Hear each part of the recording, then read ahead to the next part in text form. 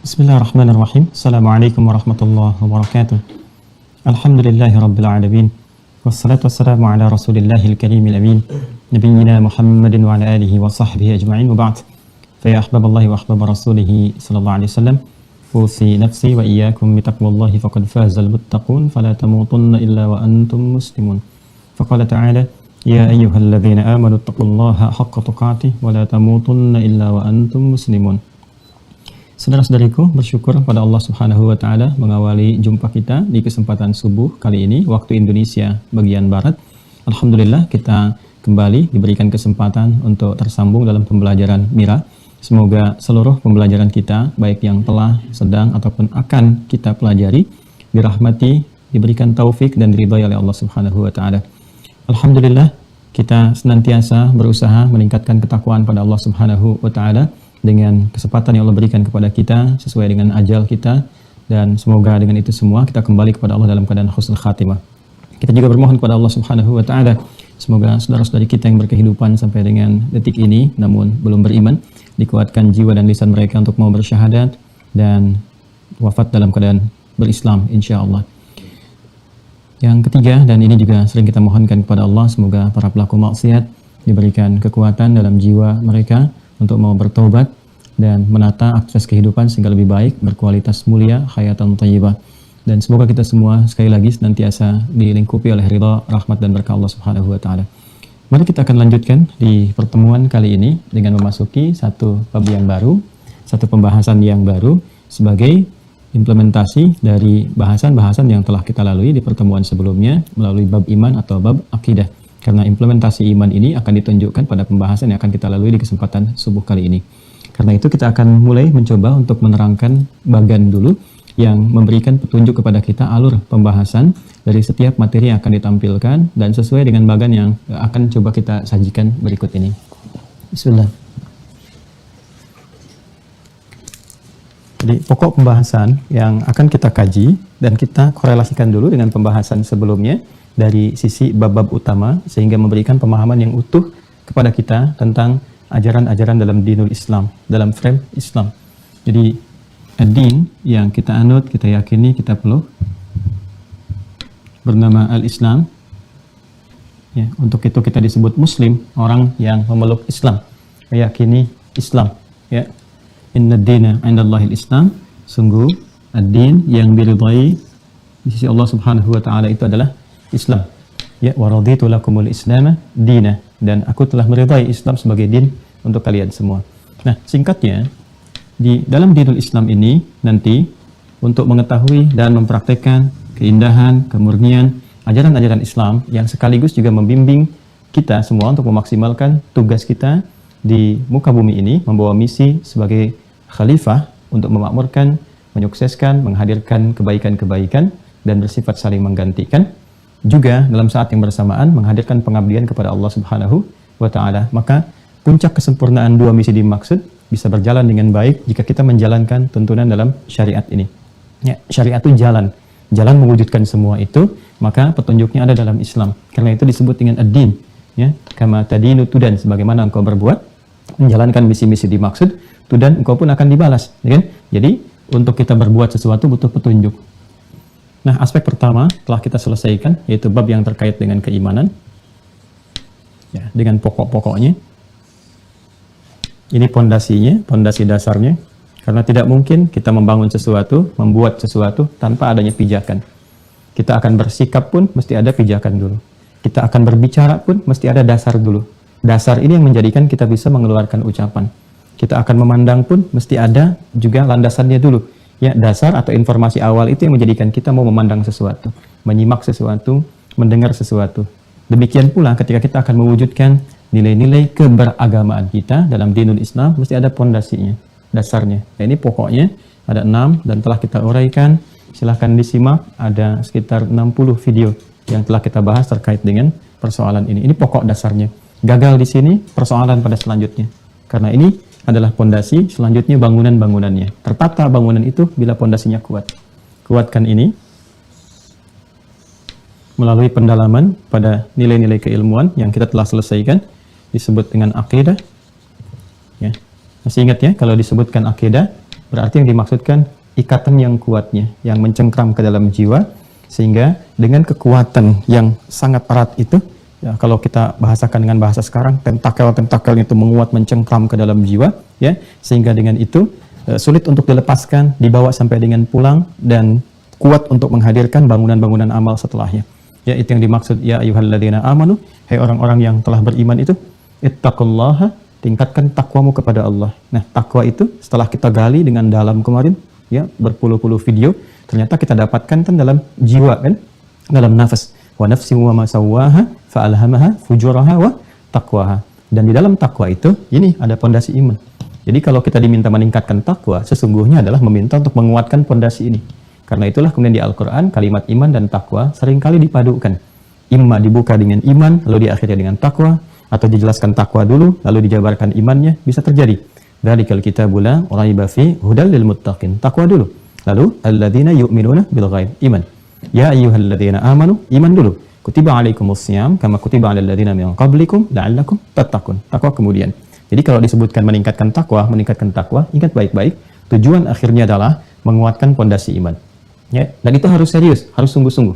Ya ayyuhalladzina amanu, hai orang-orang yang telah beriman, ittaqullah, tingkatkan takwamu kepada Allah, ya, dengan tujuan untuk menguatkan pondasi iman ini, haqqa tuqatih, dengan cara yang benar, dengan serius, dengan sungguh-sungguh. Haqqa tuqatih itu sungguh-sungguh, serius, dengan benar, kan? Nah, kemudian kalau sudah kuat, ini akan mengikat. Ikatan ini disebut dengan akidah, seperti telah kita bahas. Nah, itu kalau sudah kuat mencengkram pada jiwa, kita bawa. Ya, dalam keadaan kita sudah tunduk patuh kepada Allah, berislam, muslim, jamaknya muslimun. Maka itu yang dimaksudkan wala tamutunna illa wa antum muslimun, ya? Dan jangan sampai kalian semua wafat kecuali sedang menggenggam kekuatan akidah itu dan dalam bentuk kepatuhan kepada Allah Subhanahu wa taala. Nah, ini kalau disebutkan akidah berarti kekuatannya, cengkramannya, ikatannya. Ingat baik-baik ya, karena ini kita tidak akan berulang kembali ke sini. Penting saya tegaskan ini semua. Nah, jika telah kuat semua cengkraman atau pondasi keimanan itu, maka karena iman konektivitasnya langsung menyambungkan dengan Allah, ya, al-ma'budul haq, ya, Tuhan yang hak, satu-satunya yang dituhankan dan kemudian juga disembah oleh kita semua, maka semua kegiatan kita yang melalui instruksi pancaran iman itu kalau sudah mengakar, maka dibimbing lewat iman bagaimana bersikap, beramal dan seterusnya. Seluruh aktivitas kita itu akan tertuju, ya, kepada yang satu, kepada Allah yang ahad, qul huwallahu ahad, menuju kepada satu titik saja, ya, itu disebut dengan tauhid namanya. Jadi iman itu menjadikan hidup kita bertauhid. Jadi menjadikan seluruh aktivitas kita terkoneksi dengan Allah Subhanahu wa taala. Mengarahkan semua apa yang diinstruksikan oleh iman itu berdasarkan kepatuhan kepada Allah Subhanahu wa taala. Jadi kalau di sini Islam, orangnya muslim, ya. Nah, muslim ini maka harus bisa kemudian menguatkan keimanannya sehingga nanti karakter muslimnya juga dikuatkan dengan diksi mukmin. Ya. Untuk mencapai mukmin nanti ada dua tahapan. Pertama amanah, ini, ya, jamaknya amanu, kemudian yu'minu, jamaknya yu'minun. Ya. Amanah ini masih standar dasar, maka ketika dia amanah dia itu muslim. Yu'min dia melatih sehingga keimanannya terus dilatih, ya, dengan menunaikan implementasi iman dalam bentuk amal saleh. Kemudian setelah menjadi identitas, kebiasaan, punya rasa dalam jiwa, melekat, ya, sudah mulai senang untuk menunggu waktu-waktu ibadah, kan? Sudah mulai senang menyiapkan kebaikan-kebaikan. Nah, ini kalau sudah jadi identitas, maka menjadi mukmin. Nah, ini seluruh kegiatannya mengacu kepada yang satu, pada Allah Subhanahu wa taala, disebut dengan tauhid. Penting untuk bisa membangun pondasi ini dan menguatkannya dengan pemahaman yang benar. Baik, ya? Dengan pemahaman yang benar, kemudian juga dengan pengertian yang baik, sehingga ketika memahami, ya, maknai semua unsur-unsur ini, maka kita bisa berargumentasi dengan baik. Bila disoal, ditanya kenapa engkau menuhankan Allah, kita bisa menjawab. Ya, kemudian juga bila ada yang bertanya, kita bisa menjelaskan dan seterusnya. Maka Al-Imam Abu Hanifah menamai ini, ya, dengan namanya ilmu fiqhul akbar, al-fiqhul akbar. Ya, fikih akbar. Di antara sekian fikih, memahami, mengerti tentang sesuatu, maka ini yang paling tinggi nilainya. Sebab kalau kita tidak bisa berargumentasi dengan baik dan menjelaskan ini, maka nanti akan goyang pondasi yang lainnya. Di soal saja Anda nggak bisa jawab, kenapa Tuhannya harus Allah bukan yang lain, ya kan? Lalu Anda tidak bisa menjawabnya, maka muncul kebimbangan, keraguan. Maka kalau sudah ragu di sini, yang lain-lainnya bangunannya akan goyah, kayak kena gempa gitu, ya. Maka sholatnya goyah, mulai nggak puasa dan sebagainya. Maka ini penting memahami ini untuk memberikan kekuatan pada bangunan-bangunan yang lainnya. Maka inilah pokoknya dalam ad-din. Semua turunan dari yang 6 itu adalah pokok-pokok dari ad-din, al-Islam. Pokok aslun, pokok-pokok disebut usul. Ya, usul. Usul terkait dengan din, dengan agama yang kita terjemahkan dengan agama, al-Islam, maka disebut dengan usuluddin. Ya. Nah, ini gambarnya. Nah, jadi kalau Anda menemukan seperti ini, akidah, tauhid, fikih akbar, usuluddin, atau nazar wal istidlal, itu agak jarang kalau di kita, ya kebanyakan umumnya tahunya yang ini. Maka ini kaitannya erat dengan pendalaman kepada nilai-nilai keimanan. Bahkan kalau sudah masuk kampus, sekali lagi, kalau ada kampus-kampus misalnya, ya dengan fakultasnya misalnya usuluddin atau jurusannya dan sebagainya, maka hal yang harus tampak dari alumni-alumninya atau bahkan materi-materi yang didalaminya adalah penguatan terhadap ini. Ya, jangan sampai belajar usuluddin tapi ininya malah goyah gitu ya, ikatannya lemah. Nah, ini yang tidak tepat. Nah, karena itu silahkan nanti teman-teman semua disimak lagi perjalanan ini dari mulai Allah membimbing kepada Rasulullah SAW untuk menyampaikan risalah Islamiyah dengan berupa awal pondasi keimanan, khususnya di fase Makkiyah itu, ya dengan cara yang sangat sempurna dibimbing oleh wahyu, diteruskan kepada sahabat sampai pada generasi selanjutnya dan juga sampai kepada kita sekarang. Urutan sanad itu penting. Karena dalam Islam segala hal yang kita pelajari, kita lakukan itu ada turunan referensinya. Tidak boleh sembarangan mengacu pada pakem yang telah ditetapkan. Adapun metodologi untuk menyampaikan ataupun menjawab tantangan-tantangan di setiap zamannya, terbuka pintu-pintu ijtihad sesuai dengan kebutuhan-kebutuhannya, tapi tidak keluar dari pokok-pokok ini. Karena itulah ketika kita kemarin menuntaskan dengan hadirnya beberapa imam-imam besar di zamannya yang memberikan pendekatan dengan metodologi-metodologi yang sesuai dengan tuntutan di zamannya masing-masing, tapi tidak keluar dengan ranah ini. Nah, jadi itu sifatnya metodologis, tidak keluar dari tuntunan yang pokok. Maka siapapun yang merasa nyaman dengan metodologi yang dimaksudkan, silahkan diikuti sepanjang perjalanan kepada pokok-pokok utama yang telah kita sampaikan, yang para ulama menetapkan semua pokok ini dijelaskan dalam konsepsi Ahlus Sunnah wal Jamaah. Ini kita berhenti pada bagian yang kemarin. Silahkan nanti detailnya dirujuk kembali pada pertemuan-pertemuan sebelumnya, sehingga tidak kita banyak menghabiskan energi di pembahasan yang telah kita uraikan secara mendetil. Nah, sekarang pertanyaannya adalah, untuk mengukur kekuatan iman ini, kalau bahasa sekarangnya barangkali parameternya kan, bagaimana kita bisa mengetahui bahwa iman seseorang itu kuat atau sudah baik gitu kan, atau bahkan excellent, istimewa, ya, kuat, bagus, ataukah standar saja? Ya, kalau di sini kan standar itu berarti yang ini, ya amanah, baru beriman gitu kan, standar itu. Nah, kalau di sini kita sebelum kuat misalnya ada baik, ya, jayid, good, ataukah levelnya naik di atas standar ke baik, atau memang kuat, istimewa, ya? Atau juga misalnya di bawah standar, lemah, redup.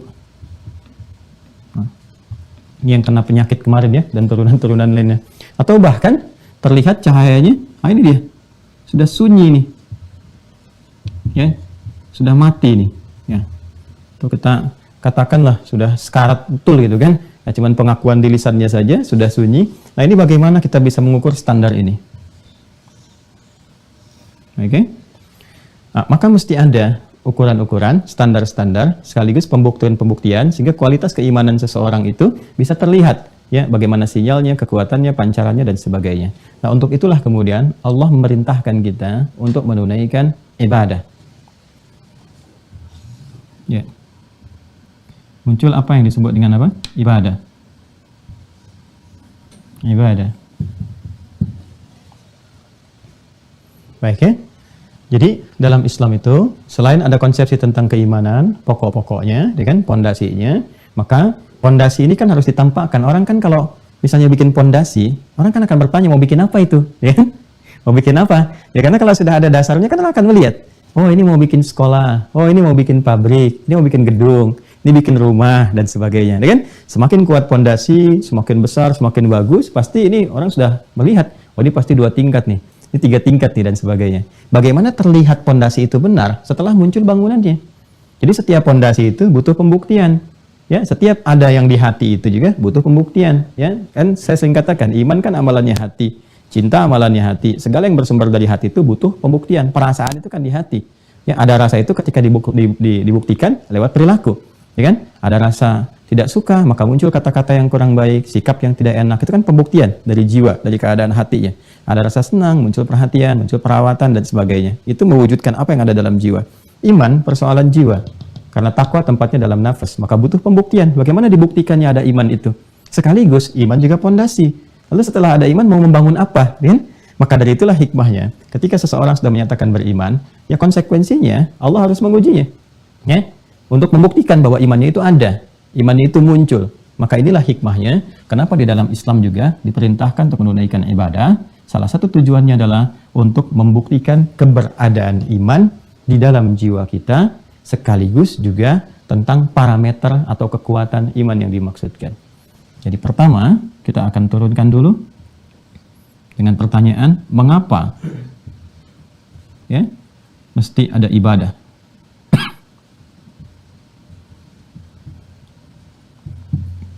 Ini pertanyaan pertama. Jadi nanti kalau Anda ditanya misalnya, kenapa sih kamu harus ibadah? Ya kan? Nah, kita belum bicara tentang ibadahnya. Kalau ditanya kenapa sih harus ibadah, ya kan? Nah, kita bisa menjawab. Jawaban pertama adalah untuk membuktikan bahwa saya beriman. Ya, saya yakin kepada Allah. Loh, kalau saya tidak beriman, misalnya kan, ya, bagaimana saya bisa membuktikan ya bahwa saya ini harus beribadah? Jadi kalau misalnya saya mengatakan saya beriman, saya yakin dengan Allah, pembuktiannya apa? Jadi saat ini saya beribadah, untuk membuktikan keimanan saya, keyakinan saya kepada Tuhan saya, ya, kepada Allah Subhanahu wa Ta'ala. Sebab kalau saya nggak lakukan ini, artinya ya, dipertanyakan keberadaan iman saya. Ya, saya beriman, buktinya apa? Ya kan? Ya, kalau Anda ditanya misalnya, ya apapun dalam kehidupan kita, ya misalnya, ya taruhlah Anda orang tua ditanya, Bapak sayang kepada anak? Ya, saya sayang Pak. Tapi nggak pernah diwujudkan, ya nggak kelihatan. Perhatiannya bagaimana, kan? Merawatnya seperti apa, dan sebagainya. Demikian kepada pasangan atau dalam kehidupan kita. Ya sama di kantor juga begitu. Apakah para pegawai semua komit untuk membantu perusahaan ini bekerja dengan maksimal? Ya, membantu perusahaan sukses? Siap, kami komit. Tapi nggak pernah ditunjukkan. Kerjanya enggak, jadi kan? Ya cuman iya komit aja. Kan kalau sudah komitmen diucapkan di lisan harus dibuktikan kan? Nah, sekarang kalau Anda ditanya, kenapa Anda mesti ibadah? Anda jawab, bagian pertama, untuk membuktikan keimanan saya kepada Allah. Jelas ya? Ini bagian pertamanya. Sekaligus, ibadah ini pula menjadi ukuran standar tingkat keimanan seseorang. Jadi yang pertama, sebagai pembuktian, ini jawaban dasarnya, tentang keimanan kita pada Allah Subhanahu wa Ta'ala. Yang kedua, sebagai parameter, ya, tingkat keimanan kita kepada Allah Subhanahu wa Ta'ala. Nah, ini yang dimaksudkan teman-teman sekalian, bagian pertama ini, yang pembuktian keimanan itu nanti ada di Quran surah ke-20 Thaha ayat 14. Ini petunjuknya. Sudah? Ini. Kita bacakan. A'udzubillahi minasyaitonirrajim. Innani anallah. Sungguh akulah Allah. Okay? Kata Allah Subhanahu wa Ta'ala, la ilaha illa ana. Tidak ada yang dipertuhankan satupun, ya, kecuali aku, kata Allah. Berarti kalau sudah la ilaha, ya kan, itu perkara iman kan? Ya, iman itu kan kalau sudah kita ikrarkan, kita katakan asyhadu an la ilaha illallah, ya kan? Nah, maka Allah menyampaikan innani anallah, ya kan? Innani anallah la ilaha illa ana, la ilaha illa ana, ini. Nah, ini sudah perkara iman. Ya. Karena itu pembuka keislaman itu kan yang pertamanya adalah syahadat, sedangkan syahadat adalah unsur keimanan. Asyhadu an la ilaha illallah, innani anallah, la ilaha illa ana. Ini sudah ada wujud keimanan, ya. Di sini. Kemudian setelah itu apa? Allah minta kita membuktikan keimanan kita kepada Allah. Kalau kamu memang sudah beriman, ya, sudah meyakini sepenuhnya tanpa ragu menuhankan Allah Subhanahu wa Ta'ala, maka buktikan fa'budni. Ya, fa'budni. Fa'budni. Ya. Nah, ini aspek ibadahnya. Fa'budni ini sudah bentuk perintah, ya. Bentuk perintah dari kata abada ya'budu. Abada itu menyembah, beribadah, ya'budu terus beribadah, menyembah, kan? Nah, orang yang menyembahnya itu disebut dengan abid, ya abid. Kemudian bentuk karakteristiknya disebut dengan abdun, ya, jamaknya disebut dengan ibadun. Baik ya? Teruskan dulu. Ini fa'budni, abud, ini kata perintahnya. Abud kata perintah. Fa'budni. Maka buktikan imanmu itu, ya. Kalau kamu mengatakan sudah beriman, buktikan keberimananmu itu dengan beribadah. ya, kepada Allah Subhanahu wa taala. Maka dari sinilah kemudian Allah perintahkan kepada kita ya dengan detil-detil ibadah tertentu untuk membuktikan keberadaan iman kita. Jadi ini konsepsi dasarnya. Kalau Anda ditanya mengapa harus ada ibadah, jawabannya untuk membuktikan keimanan. Apa dalilnya dalam Islam? Ini dalilnya. Logikanya apa? Seperti tadi yang telah saya sampaikan. Jadi secara logika kita sudah jawab, ya kan? Orang yang yakin kan harus ada pembuktian. Seperti Anda meyakini sesuatu, cinta, ya itu ada dalam keyakinan. Buktinya apa? Ada pernikahan, perawatan, dan sebagainya. Komitmen dalam pekerjaan, Anda yakin akan bekerja, dibuktikan lewat etos kerja Anda yang meningkat. Nah, yakin kepada Tuhan, puncak tertingginya kepada Allah, apa pembuktiannya? Ibadah. Itu logikanya. Ya, ada nggak di kitab kamu perintahnya? Ada. Supaya menunjukkan bahwa semua jalur yang terkait dengan pola ibadah kita, berislam kita, itu bukan asal-asalan. Bukan buatan manusia, bukan kreatif manusia, tapi Tuhannya langsung membimbing. Ya Allah Subhanahu wa ta'ala. Kemudian, dari sini kita akan lihat dengan menunaikan ibadah yang dimaksudkan, maka ini akan jadi parameter tingkat keimanan. Ya, parameter tingkat keimanan kita. Jadi, untuk mengetahui apakah ibadah seseorang kuat, kan? Nah, apa iman seseorang kuat, istimewa, standar saja, atau lemah, redup, diantaranya bisa dilihat dari sini. Ya, dari aspek ibadahnya. Jadi kelihatan kalau seseorang itu sedang ibadahnya bagus, ya, semakin bagus dia ibadah menunjukkan semakin kuat imannya. Ya, sama saja orang tua kan kalau semakin dia perhatian pada anaknya menunjukkan semakin sayang kan kepada anaknya. Tapi kalau dia abai dan sebagainya dan seterusnya, tidak pernah memikirkan anak dan seterusnya, maka ini menunjukkan bahwa rasa yang ada dalam jiwanya itu tentang perhatian kepada anaknya dan sebagainya itu lemah kan? Redup kan? Berarti ada sesuatu yang lain tuh yang menjadikan dia fokus kepada terhadap sesuatu itu sehingga tidak memberikan perhatian sempurna kepada anak dengan turunan-turunan yang lainnya. Macam-macam nanti sifatnya. Ya. Nah ini juga kalau kita ilustrasikan ya sama saja dalam ilustrasinya. Artinya orang-orang yang memang maksimal ibadahnya bagus itu kan dia kerjakan. Ini menunjukkan bahwa ini imannya cukup baik. Semakin dia berusaha untuk merencanakan ibadah dengan baik, dengan sempurna, bahkan dia siapkan sebelum ditunaikan, ini menunjukkan imannya kuat. Ya. Semakin dia biasa-biasa saja, ya ini menunjukkan standar. Kalau dia sedang malas-malas, kadang dikerjakan, kadang tidak, misalnya, nah ini lemah, redup. Kalau sudah tidak ibadah sama sekali, bahkan ada kesan-kesan menolak itu dan sebagainya, ini menunjukkan ini, sunyi, mati. Ya, di qalbunya ada penutup. Khatamallahu ala qulubihim, wa ala sam'ihim, wa ala absarihim, wishawah, wa lahum azabun azim. Ya, jadi ada orang-orang yang memang kuat imannya. Nah ini yang kita maksudkan. Muncullah kemudian di sini turunan katanya. Ini mukmin. Ya, jamaknya mukminun. Kemudian di sini masih kata kerja yu'min untuk menunjukkan usaha. Jamaknya yu'minun. Yang standar aman. Jamaknya amanu. Ini tingkatan dasarnya. Ya. Jadi yang paling standar itu yang ini, amanah. Ini standar nih. Ya, jamaknya apa? Amanu. Ya, jadi kalau sudah mengatakan beriman, maka konsekuensinya nanti akan dilatih dengan ibadah untuk membuktikan benar nggak beriman, ya kan?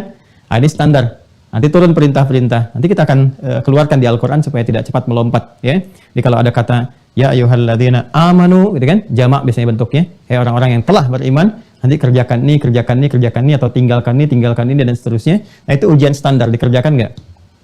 Ya, kalau sudah konsisten mengerjakannya, ini, maka berubah jadi yu'minu. Jamaknya yu'minun.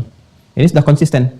Ya, jadi dia sudah nggak harus diperintah lagi, ya, sudah dikerjakan ibadahnya. Apakah itu nanti sholat kah misalnya, atau yang lainnya kah, dia sudah konsisten mengerjakan itu. Nah, kalau sudah menikmati ini semua, sehingga melahirkan kehusyuan, kenikmatan untuk mengerjakan ibadah, ya kan? Kemudian sudah otomatis terbimbing oleh imannya, jadi identitas dalam kehidupan, sudah jadi mukminun. Karena itu ketika seseorang mendapatkan identitas mukminun, itu amalannya sudah melebihi batas standar, sudah di sini levelnya, sudah kuat, istimewa. Ya, qad aflahal mu'minun. Quran surah 23 itu ada surahnya. Qad aflahal mu'minun. Siapa orang-orang mukminun itu? Alladzina hum fi salatihim khashi'un. Itu salatnya sudah khusyuk. Kan? Walladzina hum 'anil lagwi mu'ridun. Yang enggak penting sudah ditinggalkan. Ya, karena iman itu hanya mengarahkan pada yang penting-penting, yang tidak penting diabaikan. Jadi sebetulnya kalau Anda ingin jadi orang penting, maka berimanlah. Karena orang beriman itu kalau benar imannya hanya mengerjakan yang penting-penting aja. Ya, maka Anda akan menjadi orang VVIP di hadapan Allah Subhanahu wa taala. Ya, ya. Very very important person gitu kan, orang-orang yang sangat istimewa gitu. Jadi yang nggak penting dia tinggalkan, sholatnya khusyuk. Walladzina hum lizakati fa'ilun, dia berusaha untuk mendapatkan bagian zakat ya. Jadi orang ini tuh melihatnya sepanjang ada peluang ibadah, jadi cara berpikirnya tuh ingin menunjukkan kekuatan iman aja. Sepanjang ada peluang ibadah, dia akan kejar terus. Dengan harta ada zakat, dia berusaha mencari harta untuk zakat, bukan untuk kaya. Kalau kaya biasa, karena orang yang belum beriman pun bisa kaya, itu biasa. Orang beriman berpikirnya begitu. Ya, jadi perlombaannya bukan dunia. Kalau dunia itu ya bukan tipikal orang beriman. Ya, orang beriman itu kan wabil akhirati hum yuqinun, ya kan? Ya, jadi menjadikan dunia ini sebagai jembatan saja, jembatan aktivitas beramal untuk meraih bekal-bekal terbaik menuju akhirat. Dia orientasi dia akhirat. Ini orang beriman itu bukan dunia perlombaannya, sekali lagi, ya. Jadi kalau ada orang berilmu, dia beriman, maka ilmunya dia akan arahkan untuk kepentingan bekal akhiratnya. Ini kalau ada orang kaya pun dia beriman, maka dia mencari kekayaan itu bukan untuk dunia. Ya, apalagi sifat-sifat yang dananya, yang rendahnya, seperti pamer misalnya, hanya untuk ya menampilkan kemewahan dan sebagainya, bukan ke situ. Kalau itu dunia, ya. Orang beriman itu dia mencari harta, jadi kayanya itu untuk menjadi bekal pembuktian keimanannya. Ini gambarannya. Kalau dia pejabat, maka dia akan berusaha dengan jabatannya itu membuktikan keimanannya, cari bekal akhiratnya, bukan ingin sekedar mencari kedudukan dan sebagainya. Nah, ini gambaran-gambarannya, levelnya yang ini. Ini excellent, ini kuat, istimewa. Ya, kalau baik ini masih yu'minun. Jadi kalau di sini kita katakan istimewa, ya. Kalau ini kita katakan mulai kuat. Kalau ini masih standar. Nah, kalau di bawah ini nanti, nah, kena penyakit nih, teman-teman sekalian. Sudah mulai meremah, sudah mulai meredup. Ini macam-macam nih istilahnya nih. Ya, bisa jadi nanti bermaksiat, ya, karena maksiat, asa, gitu kan? Asa, gitu kan? Karena maksiat, ya, atau bergeser, ya, karena kefasikan, fusuk, gitu kan? Nah, dan seterusnya, atau karena kezaliman, zulmun, gitu kan? Nah, kalau sudah ke sini, mati, ini jadi kufur. Kufur. Ini penyakitnya bisa banyak, bisa riddah, ya, orang yang disebut murtad sudah kita bahas, kan? Nah, murtad itu menghabiskan semua, ya, melenyapkan sinyal-sinyal iman itu. Kalau sudah lenyap, ya sudah, nggak ada getaran-getaran lagi, nggak ada ibadah lagi. Orang sudah murtad nanti nggak mau ibadah. Ya, nanti semakin tinggi tingkat kemurtadannya, nah, semakin bukan yang nggak ibadah, dia menyoal ibadah yang telah dia kerjakan. Itu yang paling bahaya. Faulaika habitat a'maluhum fid dunya wal akhirah. Maka habis dah semua apa yang dia kerjakan dari bangunan ibadahnya, baik di dunia ataupun di akhirat, nggak ada nilainya. Ya. Ini karena riddah. Bisa juga nanti nifak mengantarkan pada kekufuran. Nifak juga bisa mengantarkan kepada kekufuran. Nih, penyebab ini juga bisa nifak. Di sini bisa nifak, ya, nifak. Orang disebut dengan munafik, ya, dan bisa mengantarkan pada kekufuran. Sini. Nah, ini dari yang standar yang ini, kemudian yang lemah ini yang mati atau redup, bukan hanya redup, mati dia, senyap, lenyap, ya, ini yang kufrun. Ini yang khatamallahu ala qulubihim. Qalbunnya di mana? Ya di sini kan? Ya. Qalbun itu kan letaknya di sadrun. Dalam sadrun ada qalbun, dalam qalbun ada nafas, dalam nafas ada ini, ada iman. Ya, ini kalau sudah kufrun, sudah selesai nih, jadi persoalan.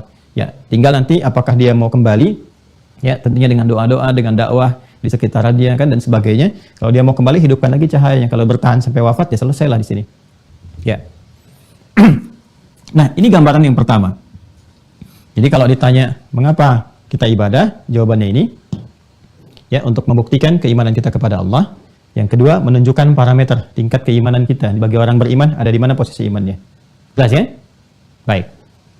Kalau sudah jelas ke sini semuanya, maka kita bisa memahami ketika Allah Subhanahu wa taala memberikan sekali banyak gambaran kepada kita berupa perintah-perintah, bahkan tujuan kehidupan kita dengan menjadikan ibadah, ya, bagian dari misi terpenting keberadaan kita di muka bumi ini. Maka turunlah misalnya Quran surah ke-51 ayat 56, Adz-Dzariyat ayat 56. Udah ya? Perhatikan baik-baik teman-teman sekalian.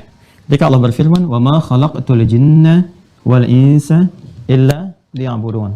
Dan tidaklah aku ciptakan jin dan manusia itu, kita fokus pada alam kita, pada manusia, di penciptaan manusia.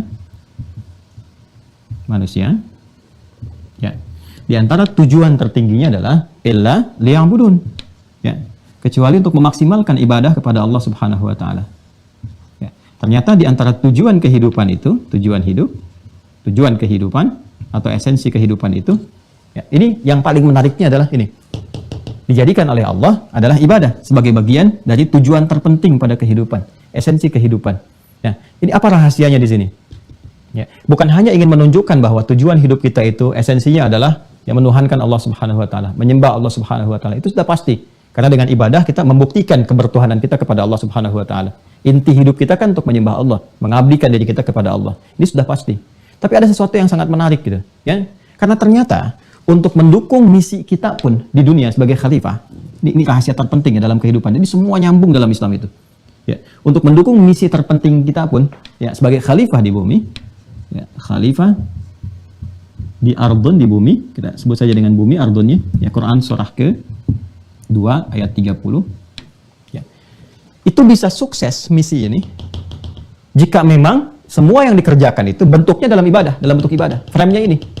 Ya. Dan ini sudah bawaan asal dari kehidupan, bawaan asal kehidupan. Karena itu menggunakan kata khalaqa. Wa ma khalaqtu. Ya, masih ingat nggak waktu dulu saya terangkan derivasi kata khalaqa itu? Ya, khalaqa itu kan penciptaan. Mencipta kan, dari yang tidak ada menjadi ada.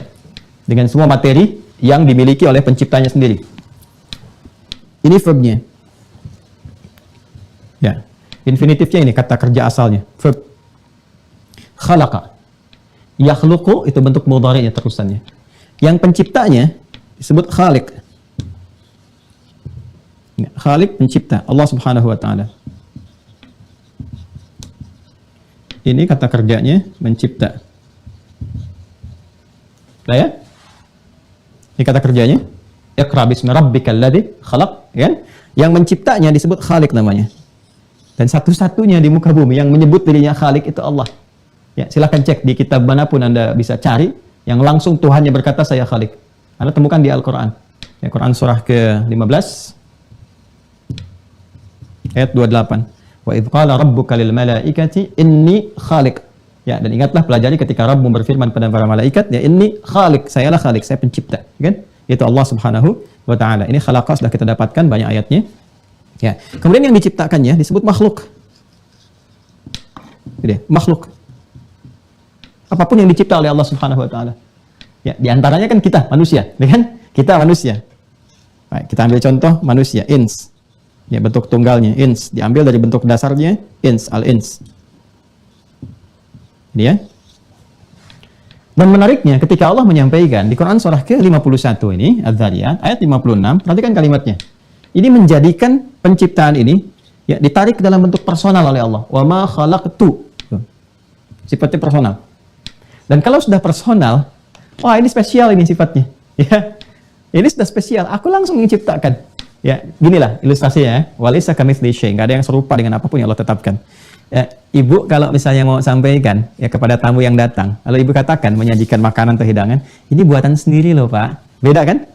Ya, dengan beli dan sebagainya, ya kan? Ini saya langsung yang buat gitu kan dan sebagainya. Masya Allah itu kesannya sudah beda. Nah, ini kalau sudah Allah katakan ini aku yang ciptakan, itu sudah spesial, menunjukkan sesuatu yang istimewa. Makanya ketika Allah murka kepada iblis ketika nggak mau hormat atas perintah Allah, Allah katakan, apa yang menjadikan kamu nggak mau sujud ya kepada makhluk ini yang aku ciptakan sendiri. Dia kata Allah, ini aku ciptakan ini ciptaanku, dan aku perintahkan untuk menghormatinya karena hikmah tertentu, ya. Jadi bukan karena keadaan makhluknya, tapi ini bersumber dari Allah, sesuatu yang sangat istimewa. Jadi penciptaannya saja sudah istimewa. Istimewa. Nah, yang menariknya, tidak pernah ada sesuatu yang disebutkan istimewa di dalam Al-Quran, kecuali semua turunannya istimewa. Semua turunannya. Ya. Karena itu ketika Allah menciptakan ya manusia ini, saya tarik ke manusia ke sini dengan istimewa, ya, wa ma khalaqtul jinna wal insa, kita ambil insnya karena ini dunia kita, dengan istimewa, maka apa yang terjadi? Masya Allah, fisiknya Allah jadikan istimewa secara fisikal. Laqad khalaqnal insana fi ahsani taqwim. Fisik itu kan mendukung untuk aktivitas kan? Ya, kalau sudah beraktivitas jadi insan kan? Pernah saya terangkan di pertemuan yang lalu, ya, jadi insan. Laqad khalaqnal insana fi ahsani taqwim. Bahkan bersumpah dengan 3 risalah kenabian yang paling viral. Ya, Nabi Isa alaihissalam, Yesus Mesias, ya kan, wattini wazzaitun, Nabi Musa alaihissalam, waturi sinin, Nabi Muhammad sallallahu alaihi wasallam, wa hadzal baladil amin. Laqad khalaqnal insana fi ahsani taqwim. Fisiknya istimewa. Kemudian segala fungsi fisik yang melekat pada dirinya pun istimewa. Ya, ada di Quran surah 17 itu ayat 70. Wa laqad karramna bani Adam. Dan kami lekatkan kemuliaan kepada seluruh anak cucu Adam. Jadi Anda bisa bayangkan, ini istimewa fisiknya. Fungsi yang melekat kepada fisik itu pun diistimewakan. Wa laqad karramna, dan kami muliakan. Ya, istimewa. Makanya saking istimewa mulianya anggota tubuh kita, itu dilarang oleh Allah mengerjakan sesuatu yang kotor, yang meruntuhkan kemuliaannya. Jadi kalau Anda bertanya, kenapa mata sih dilarang melihat yang ya, tidak baik, ya, pornografi, porno aksi yang jelek-jelek, supaya tidak meruntuhkan kemuliaan yang ada pada mata. Ya, sebab kalau sudah melihat sesuatu yang kotor, ini kemuliaannya akan turun. Dan kalau sudah turun dari mata itu, terkena semua bagian tubuhnya. Coba lihat deh, orang-orang yang lekat dengan konten pornografi, pelaku maksiat ini, itu, dan sebagainya, akhirnya muruahnya, kehormatannya, ya jadi hilang kan? Ya kan? Dan seterusnya. Kenapa dilarang korupsi? Kenapa dilarang mencuri sampai ada hukum-hukum tegas? Untuk menjaga kemuliaan manusia. Karena sayangnya Allah. Karena diciptakan langsung oleh Allah. Ya, lisan jangan berkata kotor ya. Kenapa? Sebab ketika berkata kotor, nanti kemuliaan kamu itu runtuh. Kita dilarang untuk berkata kotor, dilarang bikin gibah, dilarang fitnah, supaya tidak hilang kemuliaannya. Jadi mulia. Jadi Anda bisa bayangkan, fisiknya saja mulia, fungsinya aja mulia, ya kan? Kenapa? Karena Allah menciptakannya dengan mulia, dengan istimewa, langsung. Nah, kalau keadaannya mulia, fisiknya mulia, penciptaannya mulia, maka misinya pun pasti mulia. Ya. Misinya pasti mulia. Ini yang paling menarik ya.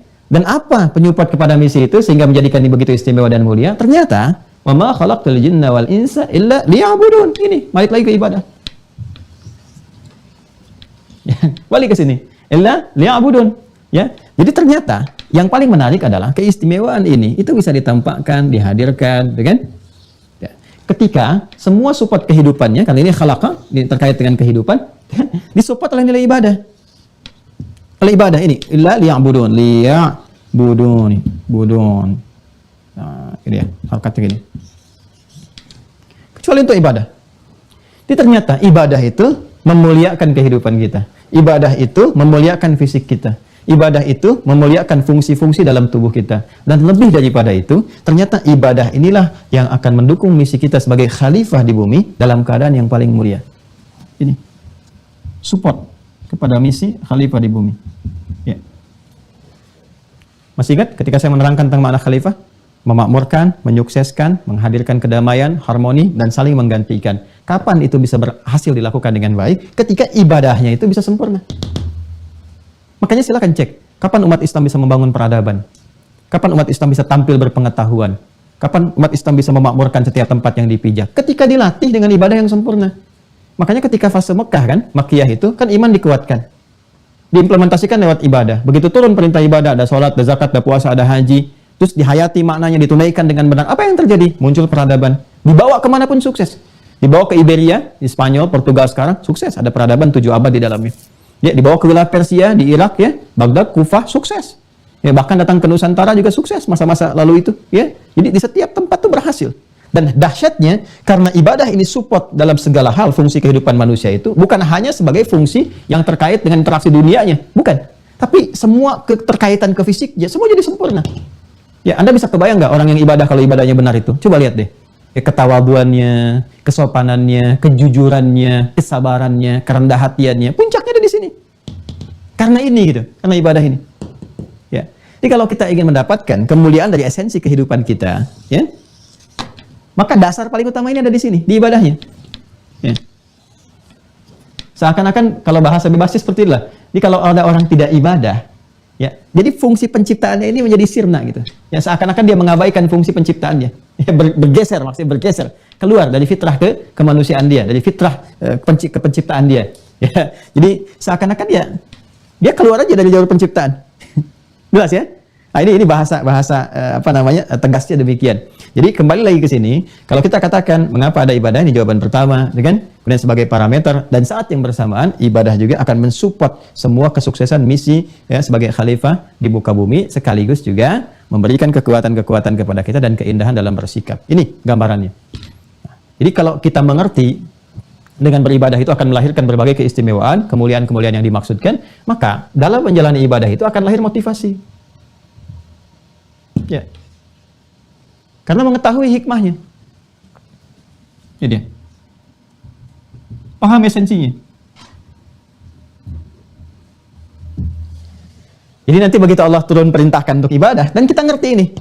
Ya, dasar ini, kenapa saya awalkan dasar ini? Supaya nanti saat turun detailnya ibadah, kita sudah mengerti. Oh, diperintahkan ke sini tujuannya untuk ini. Oh, diperintahkan begini, ternyata hikmahnya ini. Kalau kita paham, ibadah itu bisa memuliakan kita, membuat tampilan kehidupan kita lebih baik, menunjukkan esensi penciptaan diri kita, membantu kesuksesan dalam beraktivitas di bumi. Kalau paham semua ini, maka nggak ada orang malas ibadah. Makanya setiap detil ibadah itu selalu melahirkan motivasi hikmah. Coba lihat ya ketika sholat, panggilannya aja sudah menghadirkan kebahagiaan. Hayya 'alas shalah, ya kan? Ditanya, kenapa harus sholat? Hayya 'alal falah, supaya bahagia, supaya sukses. Kan falah itu bahasa Inggrisnya success and happiness kan? Ya, zakat ketika Anda bertanya, kenapa mesti zakat misalnya? Dijawab, zakat menjaga keadaan diri engkau supaya tidak tamak dengan dunia, menumbuhkan sifat sosial supaya dalam berkehidupan itu bisa menumbuhkan rasa-rasa perhatian, berbagi, saling menguatkan dan seterusnya, ya kan? Ya, menyucikan jiwa, menambah lagi harta, dijelaskan caranya, begini orientasinya. Ya, kenapa saya harus puasa? Puasa bisa mengontrol kemuliaan diri kamu. Di dalamnya itu ada nafsu bisa kamu kendalikan sehingga tampil kemuliaan kamu, keistimewaan kamu. Bukankah saat puasa kamu terjaga fisiknya dengan baik? Tidak ada orang mau dusta, tidak ada orang mau gibah. Bukankah itu latihan untuk menyempurnakan fisik? Saat puasa engkau meningkatkan sholat, tambah lagi kebahagiaan dirimu. Makanya orang bahagia, mau tarawih aja bahagia. Rebutan saf aja bahagia. Ibu-ibu naruh sajadah itu waktu di masjid saat tarawih, itu kan kebahagiaan tersendiri. Itu kebahagiaan tersendiri. Dan kisahnya dikenang bisa 11 bulan, bisa jadi kekangenan hanya untuk taruh sajadah aja. Makanya kita merindukan masa-masa itu kan.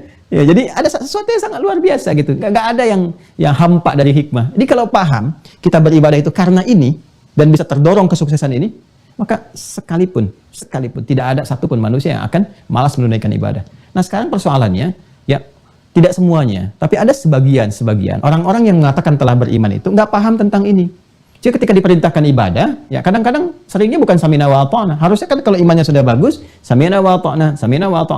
Ya yang terjadi samina wa sa'alna, samina wa nanyaina, gitu kan? Kami dengar, kami tanya dulu, kenapa begini, kenapa begitu? Kenapa sholatnya 5 waktu? Ada nggak dalil di Quran? Nah ini jadi persoalan. Kenapa kita nggak paham ini? Ini yang menjadikan kita memulai dengan dasar filosofis ini. Ya, kalau kita di logika itu atau di filsafat turunannya ya, dalam turunan-turunan untuk mengkonstruksikan semua pikiran kita jernih itu, nanti ada ontologi, ada epistemologi, ada aksiologi. Ya kan? Epistemologinya apa gambarannya ini? Dasar-dasarnya kan di keimanan. Epistemologi ibadahnya apa? Sehingga nanti ada ontologi dan akhirnya aksiologi. Ya, jadi ada apa lagi yang tadi itu ya apa dari ontologi, epistemologi, aksiologi. Jadi ada aksi itu berdasarkan ilmu, ada logosnya. Ya, jadi kita beraksi menunaikan ibadah di eksekusi keimanan kita berdasarkan pengetahuan yang matang. Kalau sudah matang ini semuanya, wah, udah nih samina wa ta'na. Karena ngerti diperintahkan ini pasti nih ada hikmahnya. Apa nih hikmahnya? Dan hikmahnya nggak jauh-jauh dari sini. Kemuliaan, keistimewaan, kesuksesan, ya, ketentraman dan puncaknya ada konektivitas dengan Allah. Ini yang tertingginya zikrullah. Jelas ya? Nah, ini kalau sudah mengerti, sudah paham ini, sudah jelas, ya. Jadi tidak ada lagi perasaan-perasaan gundah, gelisah ketika diminta untuk ibadah. Jadi cara berpikir kita sekarang pokoknya kalau ada ibadah, apapun jenisnya, nih pasti ada keistimewaan. Ini aja nih. Jadi tinggal cari aja. Kalau diperintahkan ibadah, apa hikmahnya tuh? Ada apa nih di balik ini nih? Pasti akan selalu ada kemuliaan tuh. Apa tujuannya terhadap misi kita sebagai khalifah di bumi? Apa tujuannya terhadap penyempurnaan, ya? Kita sebagai manusia, baik secara fisikal, rohani kita atau akal kita. Tinggal cari aja ke situ, semua ada korelasinya. Dan dahsyatnya dalam Islam, tidak ada satu perintah pun atau bahkan larangan pun kecuali tuntas dibahas dengan detail dari 3 aspek utamanya. Ya, 1 tujuannya atau hikmahnya, ini. 2 caranya.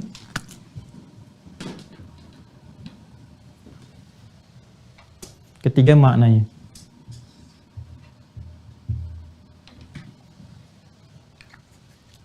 Ya. Dan yang paling dahsyat, ada referensi yang tersambung kepada sumber asalnya. Dalilnya. Ini nih yang menjadikan kita itu istimewa. Ya, boleh jadi ada sementara orang yang membuat konsepsi ibadah. Ya, misalnya dibuat sebuah pakem jadi agama, makanya kan ada agama ardun, ya. Agama-agama yang kadang-kadang dibuat oleh manusia sendiri sebagai satu keyakinan, dibuat sendirilah konsepsinya, ibadahnya begini dan seterusnya, tapi tidak memiliki apa yang saya berikan ini, dalil. Ya, kita itu jelas ketersambungannya.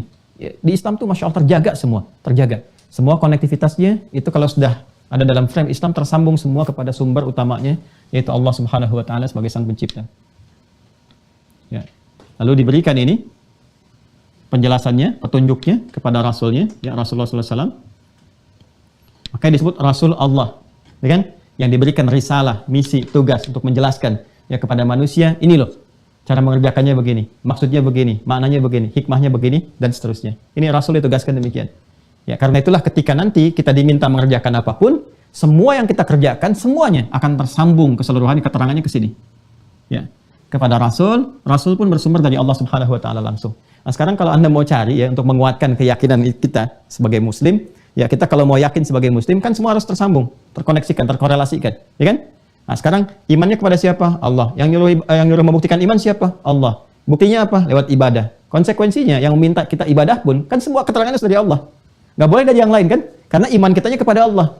Maka ibadahnya pun harus dari Tuhan yang diperintahkannya, jangan dari manusianya. Ya, Ya jangan sampai miss, jangan bergeser imannya kepada Allah. Yang menyuruh membuktikan kita iman kepada Allah, Allah sendiri kan. Maka yang harus membuktikan itu harus memberi jalan kepada kita. Bagaimana cara membuktikannya? Nah, jalan itulah dalam bahasa Arab disebut dengan syara'ah. Konsepsinya disebut dengan syariat namanya. Ya, syariat. Ini dia. Jadi kalau kita bertanya, ya Allah, ya Engkau perintahkan aku beriman, aku sudah beriman kepadamu. Dan Engkau meminta aku membuktikan. Kita tanya, gimana caranya ya Allah? Jalannya seperti apa membuktikan saya beriman? Ya kan? Maka Allah sampaikan syara'a lakum minad din. Syara'a itu jalan. Konsepsinya disebut dengan apa? Syariat. Maka ibadah kaitannya dengan syariat. Ya, iman kaitannya dengan akidah. Makanya kita memiliki namanya akidah dan syariat, iman dan amal, ya kan? Nah, jalan ini jalan beribadah ini semua harus terkoneksi lagi kepada Allah lewat Rasul kepada Allah ke sini. Ya, sebab yang perintahkan berimannya Allah. Ya, karena itu kalau ingin diperintahkan kita membuktikan, ya kita tanya pada Allah jalannya bagaimana. Allah harus menjelaskan kepada kita. Sekarang Anda cari di keyakinan manapun yang konektivitasnya seperti ini. Ya, diimani kemudian keyakinannya dan diperintahkan langsung oleh Tuhannya. Caranya begini, lakukan ini, kerjakan ini. Ya, dan dahsyatnya bukan sekedar itu, dijelaskan pula ini hikmahnya apa, hubungan dengan kehidupannya bagaimana, cara mengerjakannya seperti apa, maknanya bagaimana. Di Islam terjawab semua itu. Kalau Anda mau mencari bagaimana caranya kita menunaikan ibadah yang langsung diperintahkan oleh Tuhan, maka dicari konektivitasnya, ketemu apa yang dibahasakan oleh para ulama dengan dalil namanya. Kan? Kita lihat gimana cara melacak dalil bersumber dari Allah. Lihat pada firman-Nya. Maka untuk beribadah ini Allah Subhanahu wa taala memberikan instruksi kita lewat firman-Nya dalam Al-Qur'an. Awas pelan-pelan ya. Sudah? Jadi gak bisa ibadah ini ditunaikan di aturan dalam Islam. Gak bisa ibadah itu ditunaikan kecuali mesti melekatkan alasan, dalil yang menunjukkan bahwa itu perintah dari Allah untuk membuktikan keimanan. Cari di mana? Di Al-Quran. Jelas? Jelas ya? Jadi pelaksanaan ibadah pun masih diikat oleh dalil. Satu ya. Pelan-pelan. Karena itu nanti kita akan mencari turunannya apa saja. Ini kalau Anda bertanya, apa saja di ibadahnya? Cek di Al-Quran. Apa saja untuk membuktikan ini? Jelas ya? Nanti cari hikmahnya, cari caranya. Ada di sini. Dan yang kedua, ini siapa yang ditugaskan untuk menyampaikan Al-Quran ini? Sehingga kita tahu, ya bisa mendapati itu semua. Balik lagi, ini kan Rasul, utusan. Makanya Allah menugaskan Rasul, mengangkat Rasul. Ya kan? Dengan turunnya Al-Alaq, kita bahas sebelumnya. Di simpul yang keempat terutama ya. Ditugaskan Rasul. Ya, makanya disebut Rasul Allah, Rasulullah. Ya, sallallahu alaihi wasallam, Rasul Allah yang diberi tugas oleh Allah Subhanahu wa taala menjelaskan ini semua. Ya, karena itu ketika ditetapkan, diangkat oleh Allah Subhanahu wa taala sebagai rasul, itu diberikan tugas-tugas ini. Ya, contoh Quran surah ke-2 Al-Baqarah. Ayat 151. Kama arsalna fikum rasulan minkum yatlu alaikum ayatina. Nih Quran. Dah? Wa yuzakkikum, dan tujuan itu semua nanti untuk bisa ini. Wa yuzakkikum. Tuh, membersihkan dan menguatkan nilai-nilai keimanan kalian. Tazkiyatun nafas, di nafas itu kan ada iman. Ya, dan sudah saya bahas kan waktu kita membahas tentang qalbu, banyak detil. Wa yuzakkikum. Ya, dan dengan itu dia bisa memberikan petunjuk kepadamu bagaimana mengolah iman dengan baik, membersihkan dari pengaruh-pengaruh fujur yang bisa berdiri sendiri karena bisikan-bisikan atau provokasi dari setan, ya. Wa yu'allimukumul kitab, dan mengajarkan kepada kalian, kan? Tuntunan-tuntunan dari Al-Qur'an itu. Jelas?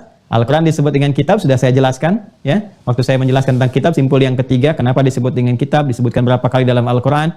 Kalau kitab berarti susunannya yang sempurna, yang bisa dikaji, dianalisis, dilihat dan sebagainya. Kalau Quran itu bacaannya. Jadi artinya yang diajarkan oleh Nabi itu kita bisa akses kemudian kali. Nah, ini wujudnya. Ada mushaf, kan? Ya, kita bisa lihat dan seterusnya. Wa yu'allimukumul kitab, dan cara kita memahami ini semua nggak boleh masing-masing menyimpulkan sendiri. Ya, nggak bisa turun di Quran perintah ibadah salat, terus kita kreasi mau salat sendiri, nggak bisa. Harus mengikuti ajaran Nabi. Ya, ini dahsyatnya dalam Islam itu. Jadi ibadah pun nggak sembarangan. Temukan dulu dalilnya yang disampaikan Nabi, dan cara memahami itu pun harus lihat bagaimana Nabi mengajarkannya. Nggak bisa kita kreatif sendiri. Ya, Nabi contohkan kita, ya ibadahnya begini, begitu kita kerjakan. Lakukan ini, ya begitu pula kita lakukan. Ya, jadi nggak bisa setiap kita kreatif sendiri. Ya, Nabi contohkan adzan, perintahkan lewat sahabat, begini lafadznya. Ya, dikukuhkan oleh Nabi atas petunjuk Allah Subhanahu wa taala. Jadi, lafadzkan, Allahu Akbar, Allahu Akbar, demikian disampaikan. Ya, jelas ya? Dan nggak boleh dirubah-rubah, diganti pakai bahasa lain atau pakai terjemahan, tidak. Jadi diikuti sesuai dengan petunjuknya. Wa yu'allimukumul kitab. Dan dahsyatnya wal hikmah. Dijelaskan hikmahnya. Ya, karena itu ketika diperintahkan misalnya, nanti setiap kita belajar ibadah, kita akan mengikuti ini semua, tuntunan ini semua. Cari dalilnya apa? Caranya bagaimana dan maknanya Nabi mengajarkan. Hikmahnya apa? Ya, contoh, ini bocoran dikit ya. Misalnya sholat nih. Kalau kita mau sempurna, paham tentang sholat dengan baik, cari dalilnya apa? Kita mesti sholat. Bagaimana cara Nabi mengajarkan kita sholat dan menjelaskan maknanya? Lalu hikmahnya apa? Kenapa kita mesti sholat? Apa kaitannya dengan kehidupan kita sebagai khalifah di bumi? Ini, kembali ke sini lagi. Bagaimana sholat bisa memuliakan kita dalam tampilan kehidupan kita?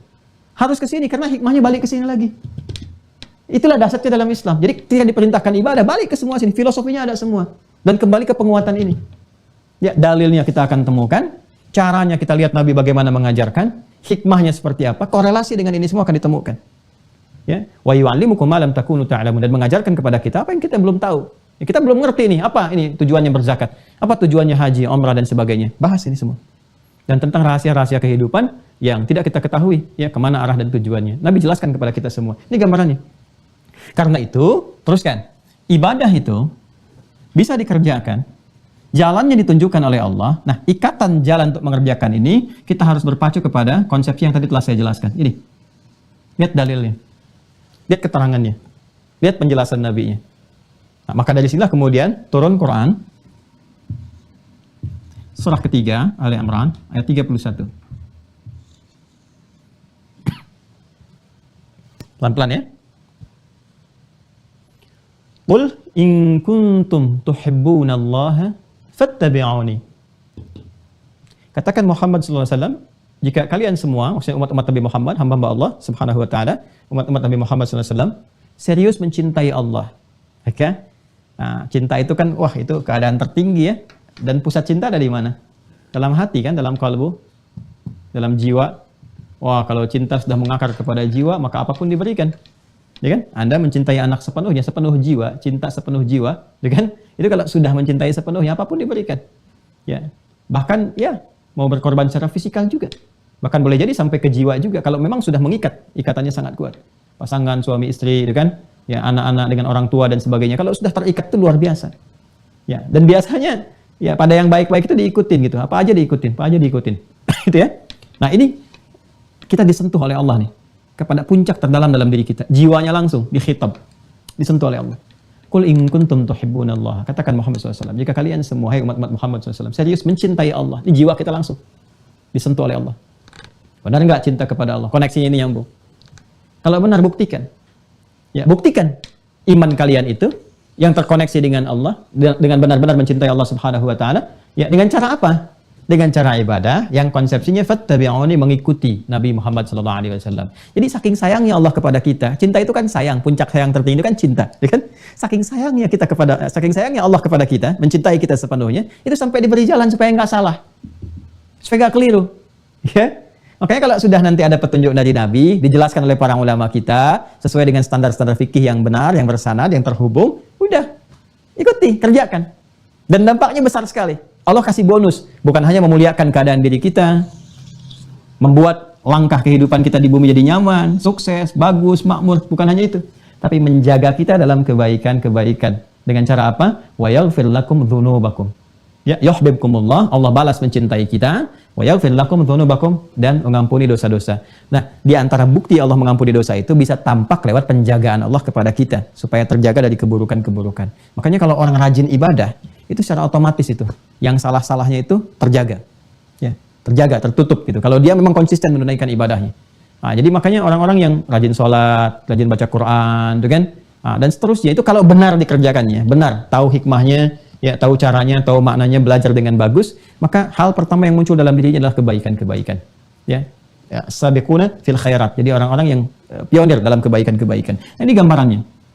Nah, jadi di sini kita dapati satu kesimpulan, ya, pelan-pelan ya. Ya, pertama, terkait dengan ibadah ini, Islam menjelaskan kepada kita tujuannya apa. Sudah?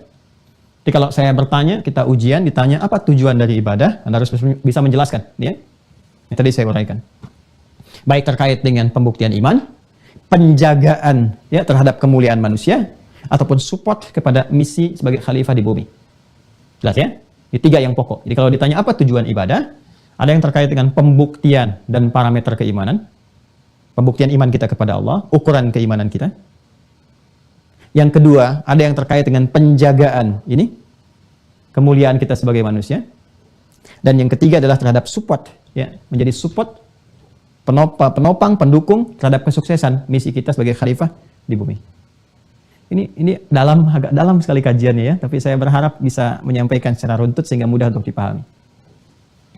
Yang kedua, dasar kita beribadah.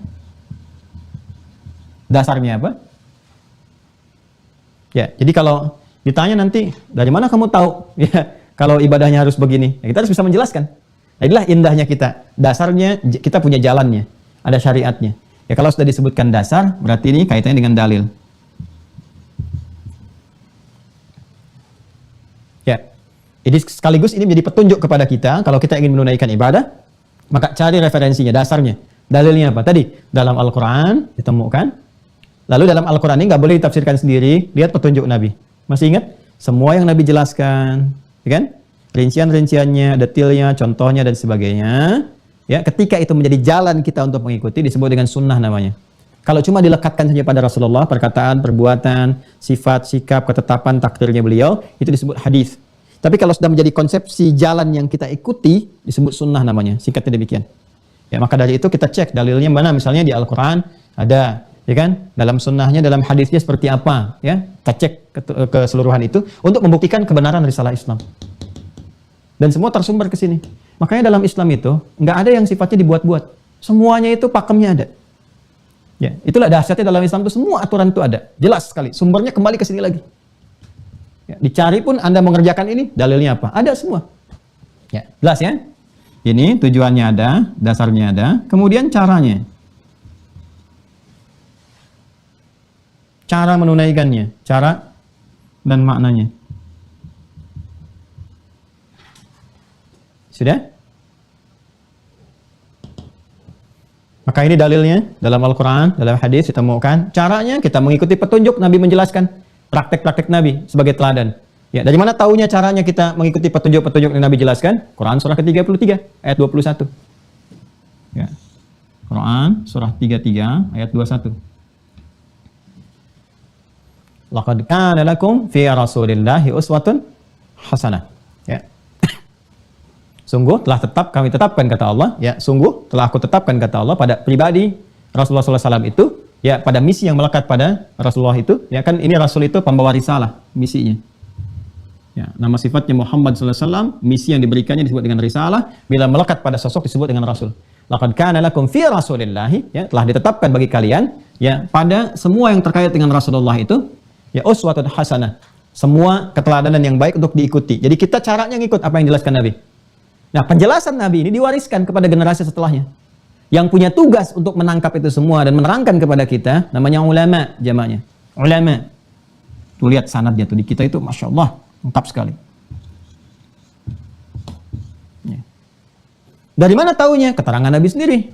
Ya. Dalam hadis riwayat sahabat Abu Darda, wa innamal ulama'a warathatul anbiya. Kata Nabi, dan tunggu para ulama itu pewarisnya para nabi. Jadi para nabi itu meneruskan ajaran-ajarannya ke setiap masa.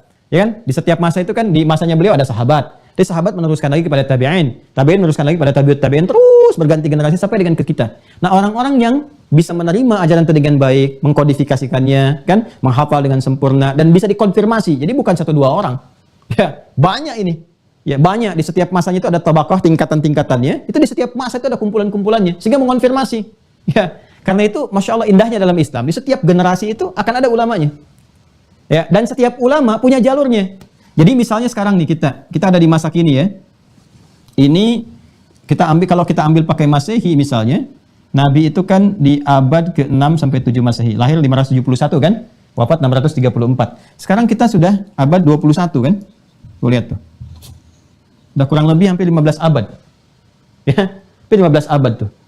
Baik, bisa kebayang nggak? Di sini kita ada ulamanya nggak sekarang? Ada. Ulama sekarang. Ulama sekarang belajarnya dari siapa? Dari ulama sebelumnya, abad 20, abad 19, abad 18, abad 17, terus sampai nyambung ke sini generasi sahabat. Dan dahsyatnya kalau Anda lacak semua ibadah yang kita kerjakan sekarang sama persis dengan apa yang dikerjakan di masa-masa umat pada masa Nabi Muhammad SAW. Salatnya nggak ada yang beda, bacaan Qur'annya sama, semua tuh. Ini yang disebut dengan sanad namanya. Dan sanad ini yang dimiliki oleh Islam. Makanya semua terjaga dalam kita tuh terjaga. Sekarang mau dicek misalnya, ya ada yang menisbatkan dia kepada umatnya Nabi Musa alaihissalam. Bisa nggak dicek nih di zaman sekarang sampai ketemu zaman Musa, betul seperti itu. Lihat dalilnya, ada nggak dalilnya? Kitabnya masih utuh nggak? Bisa dilihat nggak di keterangan kitabnya? Siapa yang meneruskan itu sampai ke masanya sekarang? Siapa rasulnya? Siapa murid-muridnya? Siapa yang meneruskan? Terus dilacak di setiap masa sampai ketemu sekarang. Dan dahsyatnya Al-Quran men-challenge, Islam tuh men-challenge. Kalau mau teliti aja. Ya, Anda bisa temukan di setiap masa ada ulamanya tersambung, kitabnya semua sama, terukur sampai ke atas, dan semuanya bisa dipastikan, dibuktikan, diriset, dan di-challenge semua. Siapapun boleh. ingin menguji ini silahkan. Itu dahsyatnya. Di mana ada satu-satunya agama di muka bumi ya, yang men-challenge siapapun untuk membuktikan kebenaran agamanya. Tapi indahnya setelah terbukti pun tidak memaksa. La ikraha fiddin. Itu Islam. Jadi alhamdulillah kita patut bersyukur pada Allah bahwa semua yang kita kerjakan terjaga semua. Ini sanad keilmuannya. Nah, nanti ulama punya ciri lagi. Nggak semua orang bisa menyampaikan disebut ulama. Ya, yang utamanya kan dua. Satu ilmunya, ya dia pakar mengetahui. Ini punya spesifik bidang masing-masing. Nanti ibadah, nanti pun ada yang pakar di bidang sholatnya, ada yang pakar di bidang zakat, terkait dengan ekonomi, ada haji, ada umrah, ada macam-macam. Ini punya spesialisasi sendiri. Ya, sehingga Imam An-Nawawi mengatakan wala yata'allamu illa mimman kamulat ahliyatuhu di kitab At-Tibyan itu, ya. Dan tidaklah seorang murid belajar kecuali dari para ulama, ya, alim yang sempurna, spesialis di bidang keilmuannya. Jadi kalau kita mau belajar, ibadahnya apa yang kita kerjakan? Cari yang pakar di bidangnya. Ya, kalau dia nggak pakar, jangan tanya di situ. Anda mau zakat, cari yang pakar tentang zakat, hukumnya, nerangkan berapa ini nasabnya, berapa ukurannya, berapa haulnya dan sebagainya. Kan? Ya, ini spesial di bidangnya. Dan tidak hanya ke situ, tapi punya sifat khasyah. Ya, punya sifat wara, ketakwaan, takut kalau menyampaikan fatwa keliru, menjaga hubungannya dengan Allah Subhanahu wa taala, dari khasyah muncul khusyuk, sehingga keteladanannya sempurna. Kita bisa ikuti. Ini bukan cuma ilmunya, sikapnya, sifatnya, kebaikannya, waraknya dan sebagainya terkumpul di sini. Ini pun masih ada standarnya lagi, ya. Nah, jadi ini kita ingin konfirmasikan kalau kita ingin bahas ibadah, tujuannya dasarnya berupa dalil, caranya nanti dan makna terhubung pada Rasul, contoh dijelaskan oleh ulama sampai kepada kita, ya. Jadi nggak bisa kita ngaji ke Rasul langsung. Gimana kita? Ya kan kita tidak pada masanya, tidak berjumpa dengan beliau. Jalurnya lewat mana? Nah, nanti kita akan bahas ini. Ini semua kita akan bahas. Ini kan baru pengantar. Ini sampai sekarang kita baru muqaddimah. belum kita mulai ini baru muqaddimah. Saya ingin akarnya tuh kita kuat dulu gitu. Ya, kalau sudah paham akar, gampang nerangkan ke atas. Ya. Yang terakhir hikmahnya. Hikmah. Hikmah ini nanti akan menerangkan antara hubungan ibadah dengan keimanan dan manfaatnya dalam konteks kehidupan kita di bumi sebagai khalifah, juga menyempurnakan ini keberadaan atau keutuhan diri kita sepenuhnya. Hikmah ini yang akan menjelaskan. Ya, seperti sholat nanti kalau kita kerjakan, apa dampaknya kepada pribadi secara fisik, tanha anil fahsya'i wal munkar. Apa dampaknya kepada jiwa, tatmainnul qulub, ala bidzikrillah tatmainnul qulub. Ya kan? Apa dampaknya kepada ini, fungsi kehidupan, menghadirkan kebahagiaan, kesuksesan, bimbingan, ya, mendekatkan kepada solusi. Banyak hal nanti kita turunkan. Nah, ini. Jadi harus begini. Kalau ini kita kerjakan, nikmat ibadah itu. Ya. Bahkan kita tunggu-tunggu. Makanya sahabat itu kalau jauh-jauh udah nungguin Ramadan, selesai Ramadan masih nungguin aja Ramadan berikutnya gitu. Ya. Salat juga sama, baru selesai subuh udah nungguin lagi berikutnya. Ya, ada salat apa lagi nih? Saking pengennya mendapatkan semua keistimewaan itu. Kalau tahu ini, ya tahu ini. Nah, kadang-kadang persoalannya ini tujuan dan dasar filosofis yang nggak dikaji. Cukupkan kita ikutin aja dapat tunjuk bagaimana, caranya bagaimana. Rata-rata sampai di sini ibadah itu yang dikerjakan saat ini pada umumnya, walaupun tidak semuanya.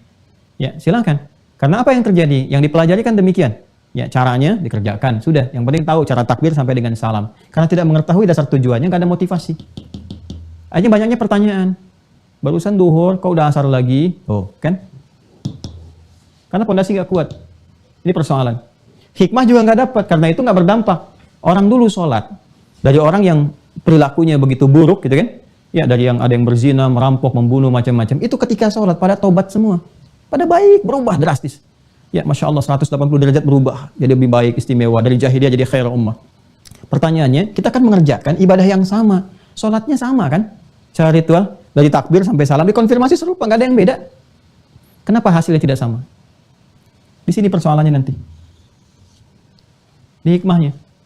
Ya, padahal ketika Allah kemudian memberikan perintah kepada Nabi untuk menjelaskan kepada kita konsepsi ibadah, hikmah itu melekat. Bahkan ini doa pertama yang dimintakan oleh Nabi Ibrahim dan Nabi Ismail alaihissalam ketika mereka memohon ada nanti terlahir Rasul penutup di dekat Ka'bah. Karena Rasul penutup itu mulia, lahirnya harus di tempat yang mulia, waktunya pun mulia. Maka di Al-Baqarah ayat 129, Quran surah 2 ayat 129 itu hikmah disertakan. Rabbana wab'ats fihim rasulan minhum yatlu 'alaihim ayatika wa yu'allimuhumul kitaba wal hikmah wa yuzakkihim innaka antal azizul hakim. Nah, ini gambarannya. Nah, karena itu, semua pembahasan tentang ibadah ini kita akan ikat dengan 4 pendekatan ini. Tujuannya, dasarnya berupa dalil, dan caranya, maknanya, dan hikmahnya seperti apa. Jelas sampai sini? Wah, kalau jelas, nah inilah mukaddimahnya. Mukaddimahnya sampai di sini, paham, baru nanti kita akan bicara tentang turunannya. Ya. 1.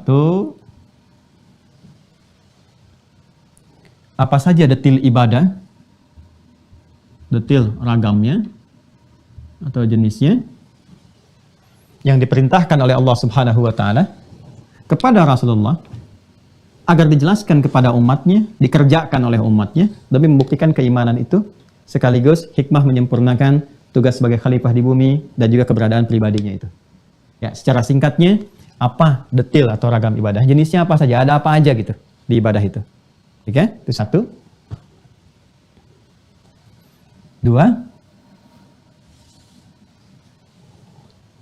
Ini akan kita bahas. 2. Dari setiap detil yang diturunkan ini, bagaimana konsepsi ya menunaikannya sesuai dengan tujuan-tujuan yang dimaksudkan itu.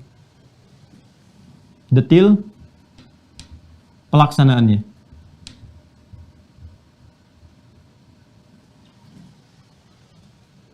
Nanti kita akan masuk ke sini. Ya? Baik. 3. Ketika sudah ditunaikan, bagaimana kita bisa melihat keberhasilannya, ukurannya apa? Ya, bahwa ibadah itu telah ditunaikan dengan sempurna. Apa parameter keberhasilannya? Maka kita akan belajar tentang parameter keberhasilan ibadah.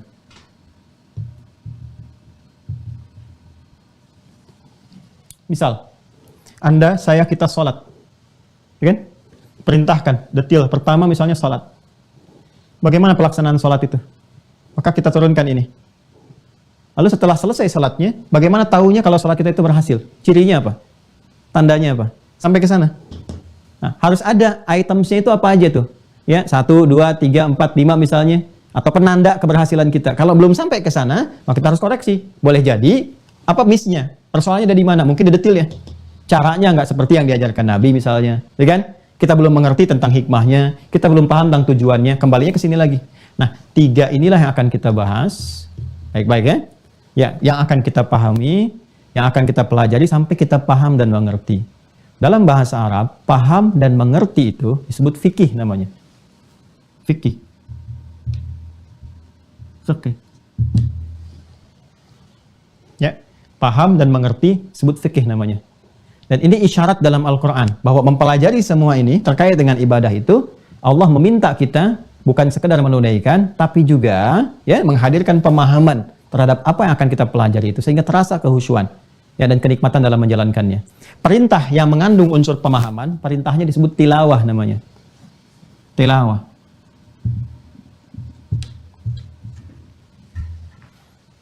Jadi kalau sudah tilawah itu perintah yang dalam saat yang bersamaan diminta kita mengaji atau mendapatkan informasi tertentu, tapi saat yang bersamaan juga disertakan unsur pemahaman untuk memahaminya. Ya, ini yang berbeda dengan qiraah. Kalau qiraah itu qiraah dari kata qara'a, perintahnya iqra, itu hanya menekankan pada aspek bacaan saja, tanpa menuntut pemahaman. Ya, karena itu wahyu pertama yang diturunkan pada Rasulullah dengan turunnya Quran surah 96 ayat 1 sampai 5 itu perintahnya dibuka dengan kata iqra. Dari kata qiraah, bacalah. Kenapa menggunakan kata ikra? Ya, bukan tilawah. Untuk memberi kesan bahwa Nabi itu jangankan paham, baca aja tidak punya kemampuan. Karena sifatnya ummi. Ya, tapi kalau sudah diberikan ajarannya, diberikan kesempurnaannya, dibimbing oleh malaikat dan seterusnya, ternyata ketika masuk kepada konsepsi ibadah, berubah katanya dari ikra menjadi bentuk perintah kata tilawah, yaitu utslu. Utslu, ini. Tala yatslu tilawatan, kata perintahnya utslu. Kalau sudah ada kata utslu, berarti bukan sekedar membaca, tapi pahami apa yang dibaca dan kerjakan apa yang telah dipahami itu. Nah, menariknya, ketika pindah pada konsepsi ibadah, itu perintahnya menggunakan tilawah, utslu. Yuk kita lihat misalnya di Quran surah ke-29 ayat 45. Quran surah 29 ayat 45. Ya, lihat baik-baik. Utslu ma uhya ilaika minal kitab. Ya, pakai utslu tuh, bukan pakai ikra lagi. Utslu ma uhya ilaika minal kitab. Muhammad SAW baca ya, dan pahamilah, karena sudah mendapatkan bacaan ditanamkan oleh Allah dalam jiwa beliau SAW. Ya, sudah mulai masuk kan ini sholat itu kan periodenya sudah 12 tahun. Dalam risalah itu 40 tahun diangkat, ya kan? Kemudian usia 52 tahun, 12 tahun mendapatkan risalah Isra Mi'raj, ya. Ya, setahun sebelum hijrah dan turunannya disempurnakan. Ya, perintah-perintah itu. Nah, untuk menunaikan perintah ibadah itu dibuka dengan utslu. Baca, pahami apa yang dibaca itu, dibimbing oleh malaikat untuk memahaminya, lalu amalkan. Utslu ma uhiya ilaika minal kitab wa aqimis shalah. Tunaikan salat. Salat itu kan bagian ibadah. Nanti kita akan masuk ke situ, ya. Nah, jadi perintah salat diikatnya dengan tilawah, bukan dengan qiraah. Ini memberikan kesan kepada kita, kalau kita mau praktek sholat, menunaikan sholat, nih ngaji dulu. Ma'uhiya ilaika minal kitab. Lihat dasarnya dulu nih. Tadi kembali ke sini. Baca dulu, supaya paham kenapa saya mesti sholat, dalilnya mana, kenapa Allah perintahkan lewat dalil ini, kenapa menggunakan kata ini. Itu ada semua maknanya. Jangan dikira nggak ada maknanya. Sholat itu disebut sholat artinya apa? Maknanya apa? Korelasi dengan ini apa? Dengan iman. Itu ada maknanya semua. Kenapa ada 5 waktu? Selama ini kita sholat subuh ya atau fajar, zuhur, asar, maghrib, isya. Pernah nggak tahu maknanya apa? Kenapa disebut subuh? Kenapa disebut fajar? Kenapa disebut zuhur? Kenapa disebut isya? Itu ada maknanya semua. Jangan dikira nama biasa, tidak. Ya, kenapa zuhur nggak disebut sholat siang, sholat nahar? Kenapa sore nggak disebut sholat masa, tapi asar waktunya? Kenapa zuhurnya zuhur? Kenapa nggak nahar? Ya, dan seterusnya. Ini ada makna. Kenapa isya bukan lail? ini ada maknanya semua. Ya, makanya baca dulu, pahami dulu. Nah, praktek untuk memahami itu disebut fikih namanya. Dan fikih itu implementasi dari iman. Karena ketika kita ngajinya pakai fikih, itu disebut oleh Allah tipikal orang beriman. Quran surah ke-9 ayat 122. At-Taubah ayat 122. Wa ma kanal mu'minuna liyanfiru kaffah. Tuh, iman dulu, mukminun lagi. Dan tidaklah orang-orang yang memiliki identitas iman itu melekat iman pada dirinya, liyanfiru kaffah, bergerak semua ke medan juang karena ada iman, berjuang, ya. Itu di masanya waktu masih ada pertahanan, ya ada invasi militer ke Madinah dan sebagainya, maka dia pertahankan itu supaya wilayahnya juga terjaga, masyarakat tentram, nyaman, dan iman itu membawa kemaslahatan. Ya makanya beruntunglah di Indonesia ini, ya 200 sekian juta itu muslim, tinggal kita tata kalau semua benar beriman, utuh ini kedaulatan. Ya, terbantu negara makmur dan sebagainya. Kalau benar-benar iman itu difungsikan dalam kehidupan. Makanya negara sudah membentengi itu dengan pasal 29 ayat 2 itu. Tinggal kita orang Islamnya udah buktikan keislaman kita. Ya, sholat yang bagus, yang benar, belajar agama yang baik, dijamin undang-undang kan? Negara menjamin kemerdekaan tiap-tiap penduduk untuk memeluk agamanya masing-masing dan beribadah menurut agama dan kepercayaannya itu. Pasal 29 ayat itu, ayat yang kedua. Ya, dan ini jaminan. Makanya kita manfaatkan itu baik-baik. Ngaji yang betul, sholat yang betul, pelajari yang baik. Nanti akan ada dampak dalam kehidupan kita dan terbantu. Ya, nah ayat ini turun ingin memberikan gambaran kesempurnaan iman seseorang yang diantaranya nanti ada kesetaraan antara berjuang di medan perang saat ada tuntutan itu, ya kan? Nah, dengan berjuang dengan qalam, dengan tinta, dengan pengetahuan. Tapi caranya bagaimana? Wa makanal mu'minuna liyanfiru kaffa falaula nafara min kulli firqatin minhum ta'ifah liyatafaqahu. Ini fikih. Fiddin, ini ad-din. Oke, tidaklah semua bergerak berjuang ke medan juang keseluruhannya. Ya, perjuangan militer fisik ketika ada tuntutannya, ya maka hendaklah ada sekalangan dari mereka, kan golongan di antara mereka itu yang berkonsentrasi untuk apa? Nih, lihat tafaqquh. Tafaqquh ya tafaqquh. Dari kata fikih. Pakai tak menunjukkan kesungguhan, serius. Pakai tasydid menunjukkan motivasi yang double. Ya. Jadi maksudnya apa? Orang beriman tuh kalau ngajinya sampai paham. Dan ngajinya serius, nggak main-main. Ya, jangan mohon maaf, gurunya menerangkan dengan luar biasa, semangat-semangat, andanya rebahan gitu kan. Jadi kaum rebahaners dan sebagainya. Ya gimana bisa dapatkan sesuatu dengan baik kalau nggak serius? Ya. Dan harus ada motivasi 2 kali lipat, double. Makanya pakai tasdid. Tasdid itu menunjukkan sesuatu yang double karena ada syiddah di dalamnya. Syiddah itu sesuatu yang nggak mudah. Jangan dikira mudah. Kadang-kadang belajar online aja koneksi bisa terputus. Ya kemarin waktu putus koneksi kan semua. Kenapa putus ya? Ya karena belum akad. Kenapa ya begini, kenapa begitu? Ya itu kan tantangan kita ya kan. Tinggal kita hadapi aja. Kadang-kadang sinyal, kadang-kadang gangguan, kadang-kadang down. Ya kadang-kadang di jalan kalau kita mau offline juga ada tantangan, nggak apa-apa. Tapi itu nikmat, ada pahalanya di setiap itu. Ya artinya kita merasakan kenikmatannya kan. Belajar dan lainnya. Nah ini serius tingkatkan dan semangat 2 kali lipat. Double tuh 2 kali lipat. Ini falsafah di bahasa ya. Kalau kita belajar di jurusan bahasa Arab, ini insya Allah akan tahu mana tasdid begini, fathah begini, kasrah dhamma itu ada maknanya. Ini, lihat tafaqahu fid din, supaya mereka serius sungguh-sungguh untuk memahami, sampai paham nih belajar ini. Ini ciri orang beriman. Kalau kita ngajinya seperti itu sama dengan fisabilillah. Kalau wafat tuh mujahid fisabilillah, nilainya tinggi sekali. Tinggi sekali. Nah, baru setelah itu kita share, kan? Like, share, komen belakangan. Dan dari mana dalilnya share? Wal yunziru qaumahum idza raja'u ilaihim la'allahum yahdharun. Ya, dan supaya mereka membagi lagi, ngajarkan kembali kepada orang-orang yang nggak belajar. Mungkin Anda dimirakan yang ikut mungkin bapaknya, ibunya, yang lain nggak sempat ada aktivitas. Ini kalau udah dapat kumpulkan. Makanya saya bekali kan dengan buku tulis. Saya minta bikin intisari supaya di-share lagi, ada jariahnya. Ya, ada legasi yang kita tinggalkan saat pulang, dibaca kembali dan sebagainya. Ya, dan mendapatkan level yang sama dalam keimanan. Ini puncaknya.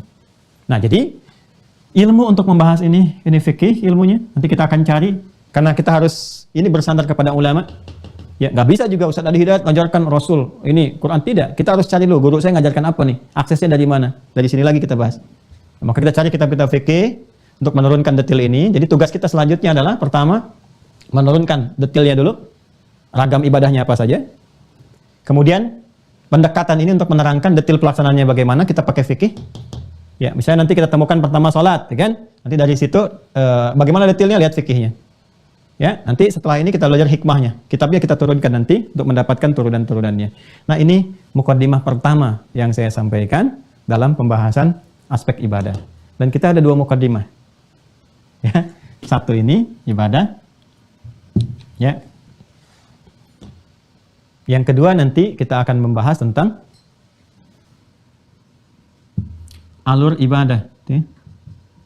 Perjalanan tentang dalil-dalil itu seperti apa rumusan-rumusannya. Jadi kalau kita bicara nanti dari zaman Nabi, kita akan bahas ini dulu dari zaman Nabi kepada sahabat nanti diterima oleh siapa saja, tabi'in menerima siapa saja, sampai ke kita sehingga kita kenal ulama-ulamanya dan mengetahui corak dalam ibadah itu. Fikihnya kan ada pakai fikih nih. Nah, kita tahunya itu kesambung ke Nabi itu dari siapa? Nah, saya mau terangkan ini dulu. Kalau setelah ini baru masuk kitab. Ya, sekarang kan kita ada di abad 21 nih, kan? Nabi sendiri di abad ke-7 menerangkannya tuntas. Gimana cara kita tahu bahwa apa yang kita kerjakan sekarang ini tersambung kepada masa Nabi? Harus ada jalur kan? Harus kita pahami dulu. Nah, dengan membahas alur ini, kita bisa yakin bahwa apa yang kita akan pelajari ini semua benar sumber informasinya. Jadi kita telusuri alur referensi ibadahnya. Itu yang akan kita bahas di pertemuan berikutnya, sehingga nanti jelas turunan-turunan ini, dan di situ nanti akan kita temukan seperti kita membahas akidah.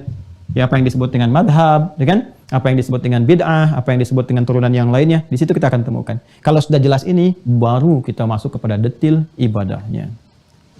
Nah, itulah mukaddimah yang disampaikan kesempatan subuh kali ini. Besok kita akan masuk lagi pada sisi yang lain, dan saya juga bersamaan menyiapkan banyak hal nih, termasuk juga evaluasi di pembahasan-pembahasan sebelumnya. Lewat soal-soal, nanti Sabtu kan kita sudah mulai kajian tersambung lewat zonasi ya, untuk pemantapan. Kalau nanti pas zonasi mungkin saya akan mantapkan dulu di bagian-bagian keimanan supaya maksimal itu. Ya, selanjutnya juga nanti ada sesi-sesi yang mungkin Anda ingin diskusikan, kita akan buka di situ. Tapi saya harap untuk materi hari ini tolong dipahami dengan baik bahwa kita mengerti landasan kita mengerjakan sesuatu, ya. Kita mengerti mengapa kita harus mengerjakan itu, tujuannya apa, hikmahnya apa, manfaatnya apa, dan Islam itu tidak mungkin memerintahkan sesuatu kecuali ada manfaat di dalamnya. Jadi kalau kita mengerjakan nggak tahu sesuatu, nah itu tidak mudah menghadirkan kehusuan. Dan kalau sudah nggak khusyuk, bagaimana bisa mendapatkan manfaat yang bisa kita raih dari itu semuanya? Nah, nanti setelah saya jelaskan seluruhnya, saya tunjukkan referensinya. Nah, ini kitab-kitab fikih itu begini nanti nih, ya. Ini ada apa aja, seperti apa, dan seterusnya. Kita akan coba hadirkan supaya mudah untuk dipahami. Baiklah, kita cukupkan sampai di sini, dan besok kita sambungkan kepada mukaddimah yang kedua terkait dengan alur pembahasan tentang referensi ibadah. Dan selanjutnya setelah itu kita masuk kepada teknis-teknis pembahasan secara detailnya. Teman-teman, sebelum diakhiri, izinkan saya menyampaikan dua hal yang penting. Yang pertama, bagi teman-teman yang telah terhubung dengan Mira, mohon dengan sangat diaktifkan akunnya. Dan cara mengaktifkan akun itu dengan cara mengikuti petunjuk admin. Kan? Ya, karena beliau yang tahu itu dunianya, gitu kan. Ikuti petunjuk admin ya. Kalau mau ngaji silahkan saya sampaikan, tapi kalau untuk urusan begitu, admin menyampaikan, tinggal diikuti. Ya, jadi kalau Anda tanya sama saya, Ustaz bagaimana cara mengaktifkan akun? Ya, saya akan katakan aktifkan. Ikuti petunjuk admin itu ya. Itu satu. Yang bagi yang masih banyak bertanya, saya lihat masih bertanya bagaimana cara bergabung dengan Mira. Caranya yang bergabung, ikuti petunjuknya admin. Nanti kan setiap awal tuh ada Ustadz Fadil tuh, itu Ustadz pembuka dan penutup untuk menyampaikan segala bentuk informasi terkait dengan Mira. Dan deskripsi di bawah, Anda tinggal ikuti aja apa kata beliau tuh ya. Dan itu masih ada kurang lebih 600-an lah ya, kuota kita. Kalau sudah selesai, semua akan kita tutup dulu ya, dan nanti kita akan maksimalkan dulu. Ada 10.000 yang telah masuk supaya bisa maksimal dan sesuai dengan kuota offline kalau sekiranya nanti ada kita berkumpul dan seterusnya di masa-masa yang lebih luang kita bisa tersambung. Jadi silahkan nanti kalau mau terhubung diaktifkan. Bagi yang ingin mendaftar juga diikuti petunjuknya. Kita masih ada kurang lebih sekitar 600 mau ke 700 kuota yang terbuka, berarti sudah ada 9.000 lebih yang terdaftar dan akan ditutup setelah sampai ke 10.000 untuk bisa fokus dengan baik mengamati itu semua. Itu satu. Yang kedua, seperti saya janjikan kemarin, insya Allah untuk mendukung taklim offline-nya, kita akan mulai juga melakukan pembangunan untuk pesantren yang kemarin saya sampaikan. Nanti ada proses-proses kita bisa juga bermukim di dalamnya saat libur santri-santri formal. Ya, areanya sudah alhamdulillah didapatkan. Untuk sementara ini pembuka sudah ada 1,5 hektar yang kita akan mulai bangun, konsepnya eco grid ya. Jadi nanti kita bisa juga beradaptasi dengan alam, bisa ada di sana. Nanti bagi teman-teman murid Mira khususnya yang kita sama-sama ingin bangun supaya kita juga bisa merasakan nanti pembelajaran di sana, Anda bisa terlibat sama-sama bareng-bareng dimulai dari hari ini karena kita akan mulai berproses juga. Silahkan kalau nanti berkenan kita sama menjadikan jariah kita. Ada nanti admin kasih petunjuk, tapi saya bisa bacakan di nomor rekening BSI Bank Syariah Indonesia 111 3 kali satunya 111, kemudian 4 kali 4-nya 111 3 kali 1, kemudian 4 kali 4-nya, terakhir 142 ya 111 3 kali 1-nya 4 kali 4-nya ya, kemudian 142 ada 10 digit ya, 3 kali 1 berarti 3 tambah 4 kali 7 142 ujungnya ya, 10 digit itu di BSI atas namanya Ma'had Islam Rafiah Akhir. Jadi semuanya ini untuk pesantren, jadi nggak ada kaitan dengan yang lainnya. Saya biasanya kalau ada sifatnya jariah itu mengkhususkan tersendiri. Ini yang paket hafalan ini gitu kan. Jadi ke situ aja nggak bercampur dengan yang lain. Sehingga auditnya juga mudah, nyampaikan juga ke teman-teman pertanggungjawabannya mudah dan tidak ada bercampur, sehingga kalaupun ada hal-hal kayak bagi hasil di bank syariah itu khusus untuk itu sendiri. Nah, ini untuk pesantren semuanya, jadi akunnya juga pesantren, tanahnya atas nama juga pesantren, kemudian juga bangunannya sama-sama semua wakaf dan sebagainya. Jadi saya berharap walaupun saya meninggal itu bisa diteruskan nanti oleh yang lainnya, murid-murid lain, dan jariahnya untuk kita semuanya. Jadi nggak ada satupun atas nama pribadi di dalamnya, di semua. Jadi bekal kita untuk semua. Jadi kalaupun nanti siapa yang bisa mengelola di antara murid-murid yang ada, ya alhamdulillah. Ya mudah-mudahan itu menjadikan saksi di hadapan Allah bahwa kita pernah beribadah dengan mewujudkan itu semuanya. Nanti kita akan update ya, begitu mulai kita update, karena kalau saya update sekarang kadang-kadang nanti terjadi seperti yang dulu-dulu. Ya tiba-tiba tanah sekitaran mulai naik, kemudian juga repot, ada kesulitan ini itu. Nanti kalau sudah mulai berjalan, ini sampai sekarang sudah smooth, alhamdulillah cukup baik prosesnya, tinggal kita memulai dan sudah langkah-langkah dasar sudah selesai semuanya. Insya Allah mohon doanya, mudah-mudahan bisa diwujudkan secepat apa yang bisa kita harapkan. Terima kasih, semoga Allah sayangi kita semua, berkahi pertemuan kita di hari ini dan selanjutnya, dan menjaga kita istiqamah dalam keimanan sampai wafat dalam keadaan husnul khatimah. Allahumma taqabbal minna innaka antas sami'ul alim wa tub alaina innaka antat tawwabur rahim. Allahumma yassir lana umurana wa yassir lana ya Allah fi jami' amalina salihah wa jannibna an kullil usur. Allahumma ya arhamar rahimin. Rabbana atina fid dunya hasanah wa fil akhirati hasanah wa qina adzaban nar. Wa sallallahu ala sayyidina Muhammad wa ala alihi wa sahbihi ajma'in. Wa akhiru da'wana subhanakallahumma wa bihamdika nashhadu an la ilaha illa anta nastaghfiruka wa natubu ilaik. Walhamdulillahirabbil alamin. Assalamualaikum warahmatullahi wabarakatuh.